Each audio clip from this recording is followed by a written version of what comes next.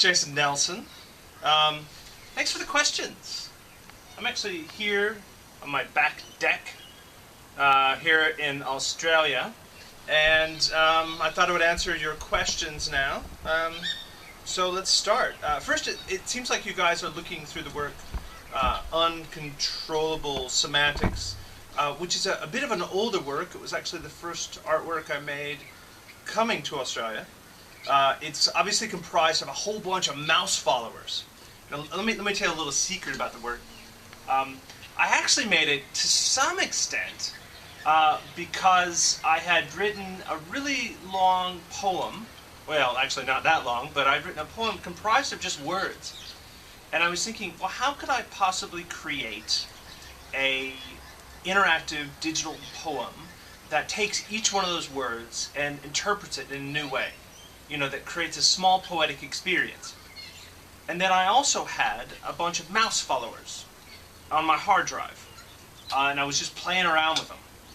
And so what I did is I went through and I took each word and I tried to reinterpret it through a small interactive experience, through colored backgrounds, and through sounds, through all those elements. And to do that, it was actually quite complicated because there are 50 sections. And to do that, I had to actually create a big grid. So I had a big poster board. And that poster board, I had to mark out each little section, how they interlinked. But I noticed something when I was going through it.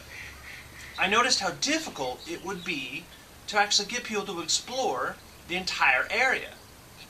So instead what I did is I put in these little holes. These are transport holes. You know, those little things we have the bubbles coming up, that's green. And literally that actually transports you randomly to another section on the grid.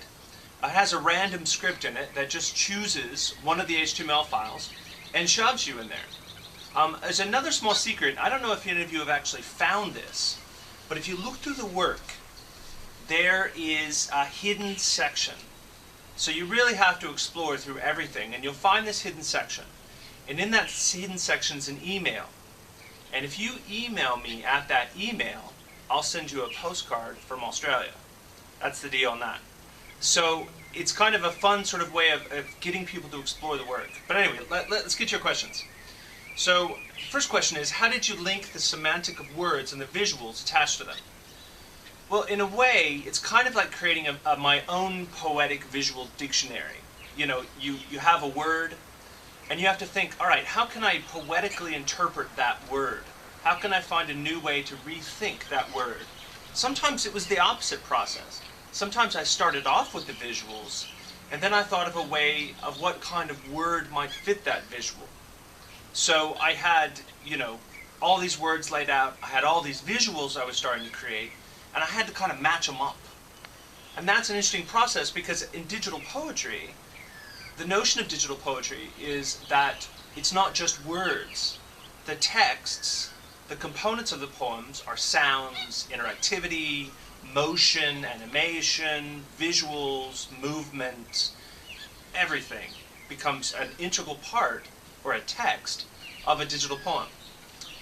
Second question is, how long did it take you to become so amazing at digital? By the way, I don't even know why I have this on. It's actually quite warm here. I thought it would be better than just a white shirt, so I'll remove that. Yeah, the question is, how long did it take me to become so amazing? I guess the appropriate answer would be, I'm not amazing, so I'm not there yet. So I don't know, it's still taking me, maybe? In all seriousness, I love making these things. And I think if you truly love making it, and you just continually make things, I mean, you should never see it as an ending process. Especially with digital poetry and net art, it's an ongoing process. So it never ends. I mean, my works are never finished. So in that way, you're never quite amazing. You're always just developing. You're always continuing to work on things. But I have been making this stuff for about 8 years, 9 years. So actually I haven't been doing all that long. In fact, I started fairly late in life. I used to work in the government. Dear God. Ugh. And so I moved to being an artist quite late. So in many ways, I still feel like I'm a young artist, even though I'm getting the grays of an old man. Third question. Why do you think that making a dynamic work would convey your idea? I think interactivity is incredibly important. You want the person to become a part of the work. You want them to become a part of the reading and creating process. I think if it's not interactive, then as far as I'm concerned, it's really not a good digital poem. So everything has to be dynamic and everything has to be responsive. I want the work to be alive. Oftentimes, I call my work creatures, and that's pretty much what they are. They're living, sort of interactive creatures. The fourth question is, how do you choose the words that appear in your work? Well, I already talked a little bit about that, but again, you know, the words were already written, and I had a whole bunch of visuals, and so I really had to think of how I could combine them. But it's not, to me, again, it's not even so much the words, because like I said before, everything's a text. Everything's a critical component of a digital poem. So because of that, you know, although it might just be one word on a page, there's actually a whole poem there. Because how everything works together creates a poem. So in a way, the Uncontrollable Semantics is a book of poetry. You have almost 40 some odd or 50 some odd poems in there. So did you think about semantics of colors for your work? Oh, absolutely. I mean, colors were so important. For one, just difference, visual differences. My dog is beneath here, I'm just looking at him. So for one, its visual differences are quite important. And so I mean, color has an incredibly powerful impact on people. Certainly when you're going at a grid of a bunch of different sections. So when you encounter a new color, like a bright red or a really dark color or a murky brown, you're definitely going to get a visceral response, an emotional response. Hey, do you want to see my dog? Hold on. This dog's name is Zach. He's 15 years old. He's an old dog, old man. I don't think he likes when I'm doing this to him. Yeah, he doesn't like that. Anyway. Next question. Do you get inspired by any other site? Yeah, actually, Uncontrollable Semantics was entirely inspired by Superbad. Not the movie, but Superbad, the website. If you go to superbad.com, it's a strange sort of exploratory net artwork, very early on. It's a rather old work now. But I loved the way it inspired people to explore. And that was part of my goal with Uncontrollable Semantics, is to get people to explore. I also wanted to do something fairly simple, so I wanted to make an artwork that was just mouse followers in a way.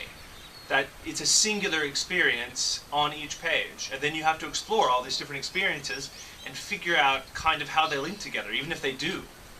I'm not going to tell you if they do, because you should figure out that for yourself.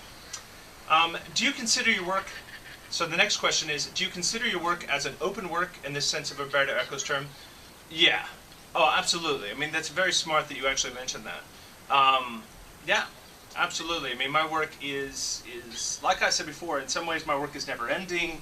There's no clear linear notion to it. There's no one way of encountering it, nor do I want that.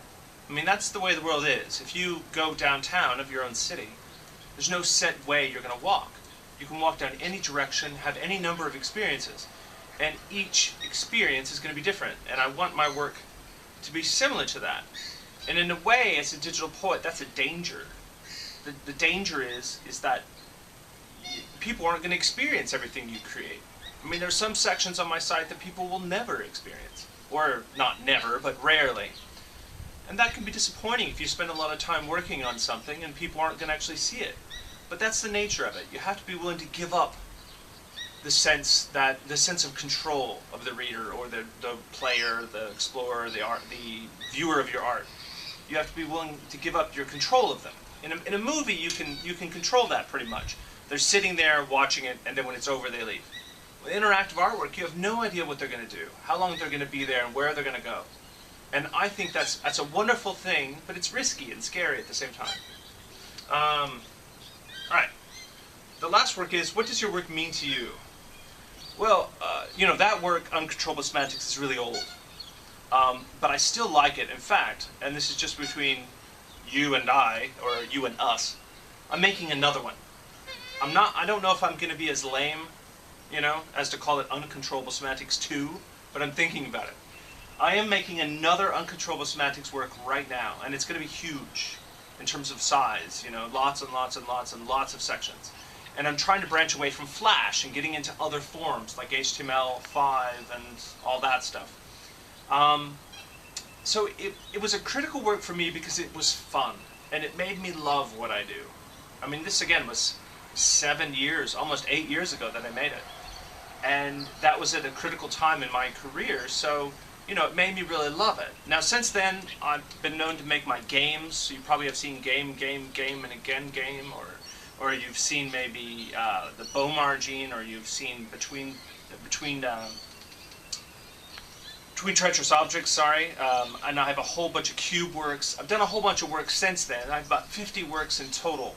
But this work was so important to me that I'm actually going to make another one. So if you have any suggestions on what I should include, I would really appreciate that. Alright, hey, some great questions. I hope that this video at least has been semi-entertaining. Do you want to see my backyard here? Well, this isn't my backyard, but you know, this is where I live. There you go. So this is the lake. You can see ducks. There's a swan. You can see the swan there. And there's some sort of mountains.